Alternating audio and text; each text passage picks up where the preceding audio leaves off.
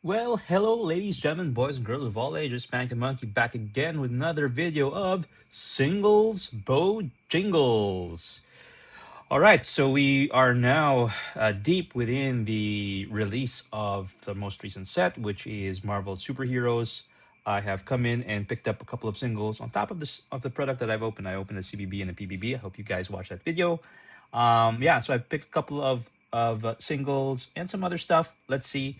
As I mentioned before, we normally have chaff up in front, so we'll take that out, and maybe here more chaff. I think there might be a couple of them. Okay, for there. So let's go through them very quickly. Okay, we just have this proxy sort of thing, blank thing, tokens, treasure, soldier, foil, forest, kitkin here, shapeshifter, elf. What is this? A take up the shield foil, common, borderless, and a blazing crescendo, and a swamp. Okay, so we'll put that over here, and let's get right to it. Okay, so let's go to the first one. Let's start from the back. We have a Baron Helmet Zemo. So this is actually a pretty interesting card. It's a 3 black pips for a human noble villain, 3/3. And whenever you cast a black spell from your hand, Baron Helmet Zemo connives, you draw a card, discard a card, then it can boast, right? Exile any number of black cards from your graveyard with 15 or more black mana symbols among their mana costs. So copy those exiled cards. You may cast up to 3 of the copies without paying their mana cost. So the idea here is you put into your graveyard several huge black pips cards like Phyrexian Obliterator, which I think is like 3 or 4 black pips, Bola Citadel, stuff like that. Pull them out, play them for free. So that's pretty cool. So you just need to look for cards that you can put stuff in the graveyard, maybe an entomb and stuff like that. So this is pretty cool. Nice to have this in my collection. I was able to get one of these, but nice to have additional copies. So I'll put that over here. Okay, and then we have next up it's a thespian stage in the full art borderless. Yeah, full art. This is coming from Edge of Eternities. Okay, so very well-known land. Tap to add colorless, pay to tap. This land becomes a copy of target land, except it has this ability. Coolness. Okay, so nice to have this. I don't have a copy of this yet, so nice to have this copy. It's kind of dark though. Maybe a foil version would have been better, made it pop. But anyway, nice to at least get this card. Next up, we have a Dryad of the Elysian Grove. Okay, you can play a land, additional land on each of your turns, and lands you control are every basic land type in addition to their other types. So pretty good. I actually don't have many copies of this, so nice for me to pick up another copy. So I'll put that over here since it's just a regular rare mythic. Okay, Emeria Sky Ruin. Good land, enters tapped. Beginning of your upkeep, if you control 7 or more planes, you may return target creature card from your graveyard to the battlefield. Yeah, so good for mono white decks. Allows you to bring back some cards from your graveyard. So nice to have this one. Good reprint. It will go into my cloud deck. Okay, we have Adagia, Windswept Bastion. So this is a mythic. Enters tap, tap for white, station. And when it's stationed with 12 or more counters, pay 4, tap, create a token that's a copy of target artifact or enchantment you control, except it's not legendary. Activate only as a sorcery. So that's pretty cool. Doubling up on artifacts or enchantments. Okay, cool.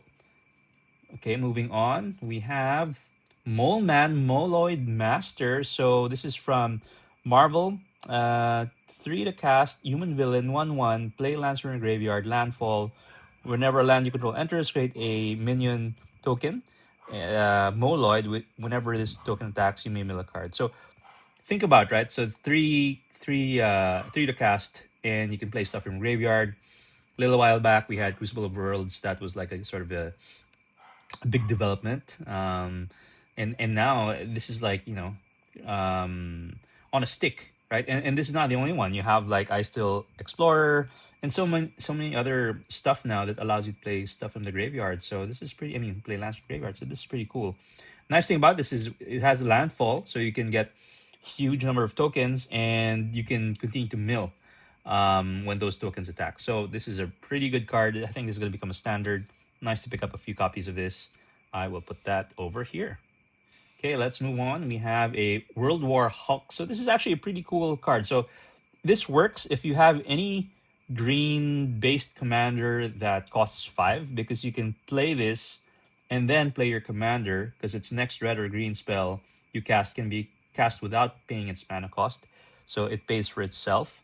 And then for second lore counter, you put 3/1/1 counters target creature you control. And then the third one, you choose target creature, and then that gains double power and toughness and trample. So this is pretty good guard. I mean, 5 value. Again, if you have a commander, you can play this first, cast your commander that's in Google colors. Then next turn you put 1/1 counter on it, and then next turn you make it a double power trampling creature. So that's pretty good. Good rate for 5 mana. I'll put that over here. Okay, next up we have Super Soldier Serum. So, I actually pulled this already, but I thought that it would be great to have another copy of this card. This is actually pretty sick. 2 to cast Aura, enchant creature. It gets +2/+2, first strike and vigilance, and it becomes legendary. So whenever a creature attacks or blocks, attach any number of target equipment you control to it. So great, again, for my cloud. But interesting thing is you can attach equipment to it, any number, when it attacks or blocks. That's insane. For 2 mana and gets 2/2, first strike and vigilance. Pretty good card. I think this is going to become a staple for sure. So nice to pick up an extra copy. I have one already deployed in my cloud deck. Okay, next up we have Hercules, Olympian Champion. So this is in extended art. 5 to cast, Demigod Warrior, Hero 3/3. So whenever it attacks, put a 1/1 counter on him. He gains indestructible until end of turn. So pretty good. Attacking and gets counters and indestructible. He's not trampled though. But whenever he is dealt damage for the first time each turn, put that many 1/1 counters on him. So this is pretty sick, right? Like, you can get this guy huge, and you just need some evasion, and he can be a game ender for sure. Pretty good design. Nice to have him here. I'll put them over here in the full art or special art. Okay, next up we have a Petrified Hamlet in foil. So this is actually a pretty good utility land. When it enters, you choose a land card. Activate abilities of sources with the chosen name can't be activated unless they're mana abilities. And then lands with a chosen name have tap, add colorless, and you can tap it for colorless. So this basically can shut down the utility lands of your opponents. Like if they have a Gaia's Cradle or whatever, you can just put this in, cancel it out, like Urbog or what else? The other nice lands out there. So you can put this in, cancel it, it gets nerfed, and that's it, right? You can basically cancel out a big part of your opponent's game plan. So pretty good. Nice foil version. We'll put that over here. Okay. Next, we have Armor Wars. Okay, so what does Armor Wars do? So this is a saga, sort of the comic book treatment type. So what does it do? First, lore counter, you put on it, you may draw a card for each artifact you control. If you do, each opponent draws a card. Okay, not too bad. Fair trade-off, because you can draw a card for each artifact. Next up is artifact spells you cast this turn cost 1 less to cast. And then third lore counter says this saga deals X damage to target opponent, where X is the greatest mana value among artifacts you control. So for 4, I think this is good. I mean, you're able to draw so many cards, and then each opponent draws 1 card. I think as long as you can draw maybe 4 cards, that should be quite fair, because it is 4 to cast anyway. And then you can have a mana reduction here, and then you can deal damage on the third lore counter. So okay, fairly decent, I would say. So we'll put that here, but nice to have that beautiful treatment. Okay, next up we have a Miss Marvel Kamala Khan in foil. So I think this is actually a pretty good card. Look at that. So this is the, I don't know what you call it, logo cards. So it's 3 to cast, Mutant Inhuman Hero, 1/4 with Vigilance and Reach. You have no maximum hand size. And it has Embiggen Fist, which is a mechanic that says whenever you cast a spell that targets a creature you control, draw a card. Till end of turn, Miss Marvel gains Miss Marvel's base power is equal to the number of cards in your hand. So that's pretty nice. I do have a deck which is Ivy Gleeful Spell Thief, which allows you to copy spells that target another creature. You can copy it on Ivy. So this actually works with that, where you can double up on the card draw, because whenever you cast a spell that targets a creature you control, right, you're casting it anyway, so you're drawing a card off that, and then it gets copied to Ivy. And if you're playing like mana, what do you call this? If you're playing cantrips, then you sort of get up to 3 cards that you draw, right? So that's pretty cool. So again, I have this already in the full art non-foil version, so nice to get this foily special version. So I'll put that over there.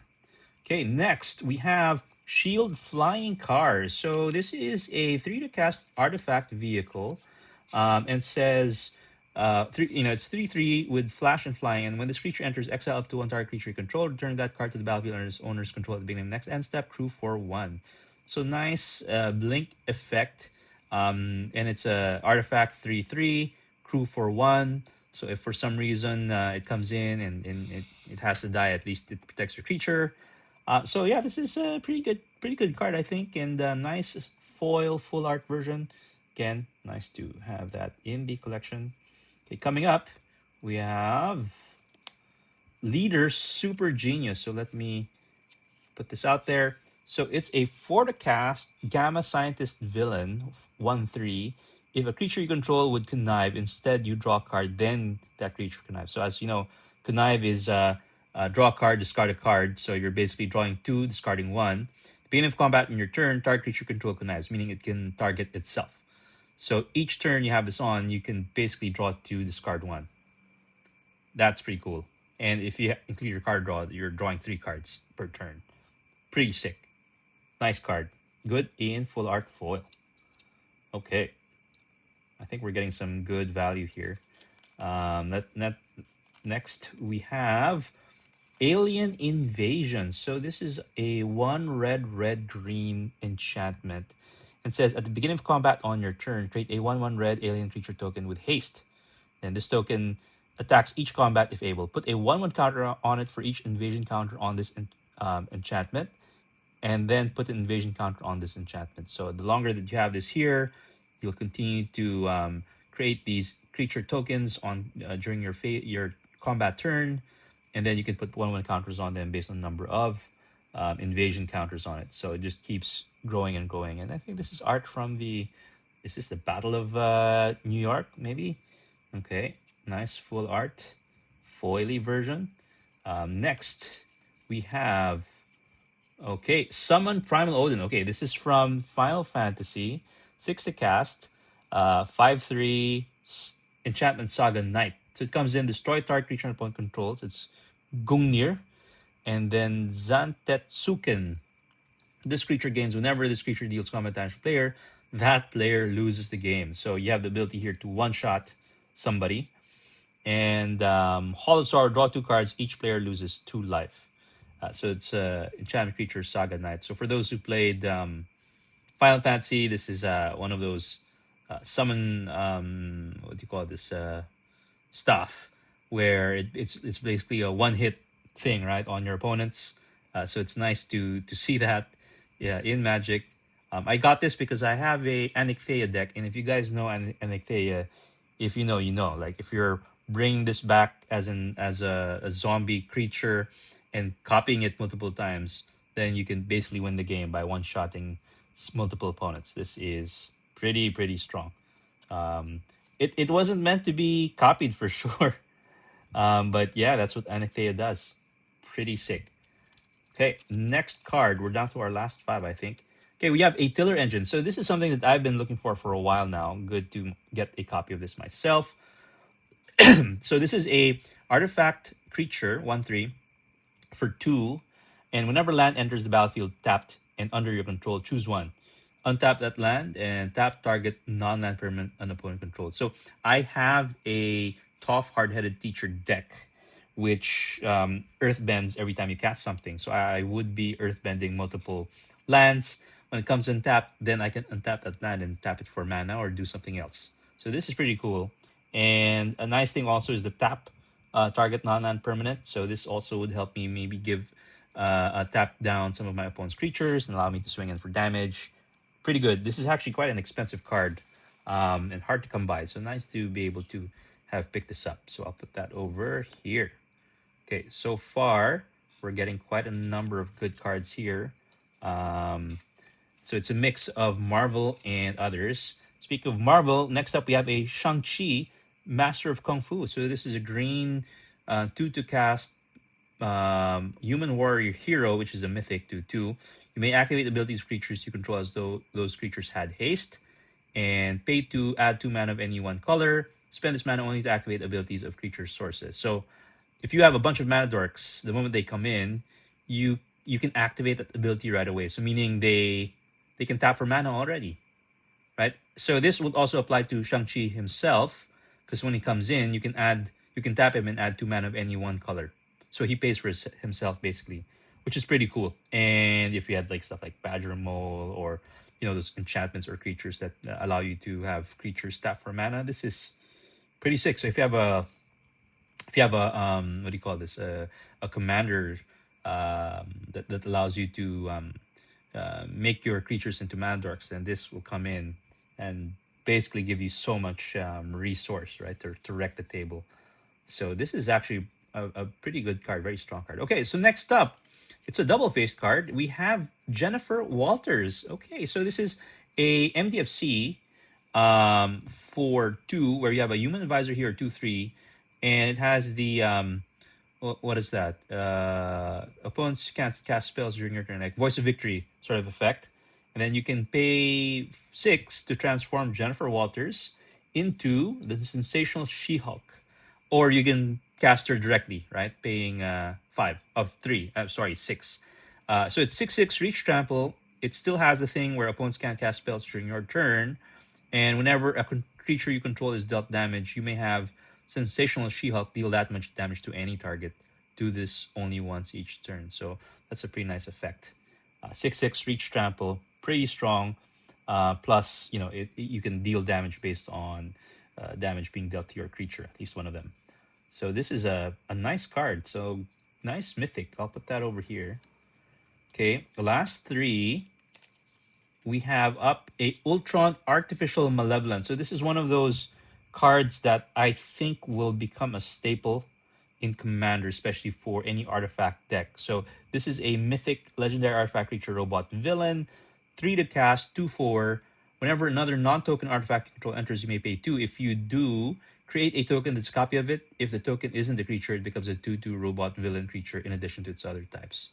So that's pretty cool. Another non-token artifact to control, and then you can create a token that's a copy of it by paying 2. So if you have artifact deck, you can make at least another copy of all of your non-token artifacts. Pretty cool. That's a lot of good value. If not, it becomes a robot villain. So at least you're able to do that, right? So this is a pretty strong card. Auto include for most artifact decks. Okay, second to the last card, we have a Serpent Society in the borderless foil version. So what does this guy do? 1 and Witherbloom colors. Legendary creature, human snake villain, 3/4 with death touch. It says ward, get 5 poison counters. And then whenever another creature you control with death touch dies, each opponent sacrifices a non-token creature of their choice. So this is a very, very oppressive creature. Obviously, this would be great either in the 99 or even as commander. And it really gives you a lot of pain, either in form of poison counters through ward. And yeah, when you have a creature die which has death touch, then other opponents sacrifice a non-token creature of their choice. So this could really hurt the table. And if you have a way to double triggers, and for some reason you're able to catch them targeting the Serpent Society, then you can have the ward trigger twice, right?